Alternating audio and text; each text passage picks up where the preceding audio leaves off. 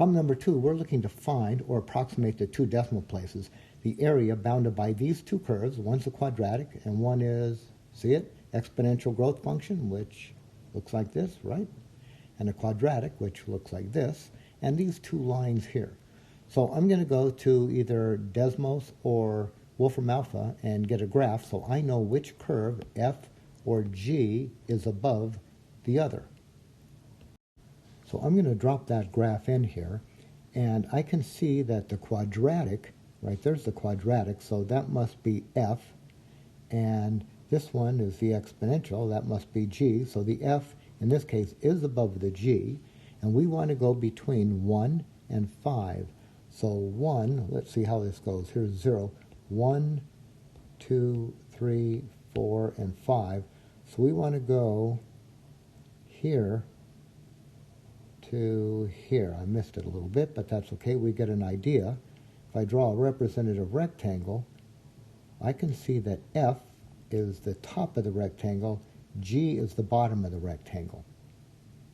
So now we're looking at this area here from 1 to 5 of, okay, f of x minus g of x dx, and let's see actually what we get here. This is going to be the integral 1 to 5 of f of x, which is the quadratic, which is x squared minus 4x plus 11, minus g of x, which is the growth function, 0.4 e to the 0.4x close dx. Let's get rid of those parentheses. So we're at 1 to 5 of, okay, I think it's just x squared minus 4x plus 11 minus 0.4 e to the 0.4x dx. And let's integrate. We'll get x cubed over 3 minus, now what do you get here? Squared over 2. 2 into 4 will go 2 times. I'm just going to do that. 2x squared and then plus 11x and then minus, okay, exponential. And we're integrating, so I'm going to take the 0.4 and make a division.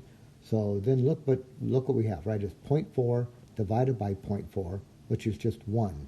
So this is just going to be 1, or just e to the 0.4x, and we're going between 1 and 5.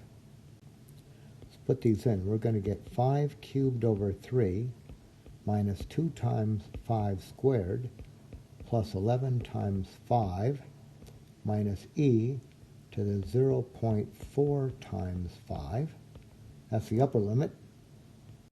Put in that lower limit, we'll get 1 cubed over 3 minus 2 times 1 squared plus 11 times 1 minus e to the 0.4 times 1.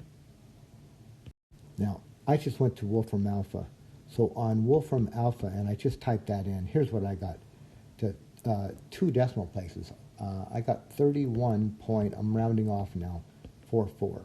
So what we're saying here is that the area bounded by these two curves, I'll shade it in yellow here, that area right there, the area of that region, that's about 31.44 square units.